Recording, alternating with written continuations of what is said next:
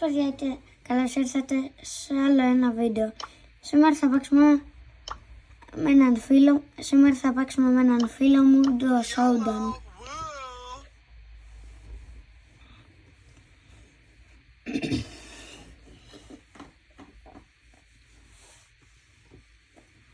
Εντάξει, είναι σχετικά ωραία πίστα αυτό που βάλαμε. Εντάξει, σε κάποιους δεν αρέσει και τόσο, αλλά εντάξει. Ωραία, μπαίνουμε. Και πάμε να αρχίσουμε.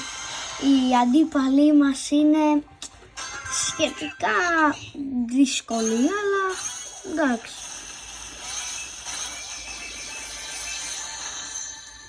Να, ας πούμε, αυτός ο Μπάζ. Πάμε.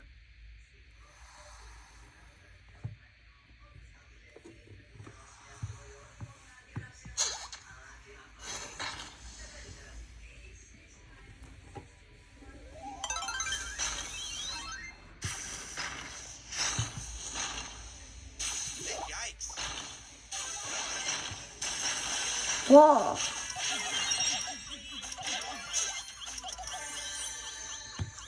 Ωραία, πάμε, τον έφαγα. Showdown! Τόσο απλά.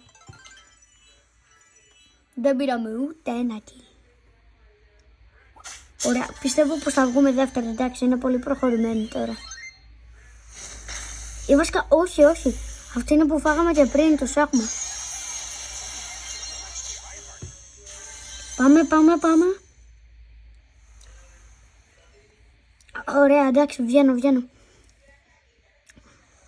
Πήγαινε κοντά του να κάνω respawn.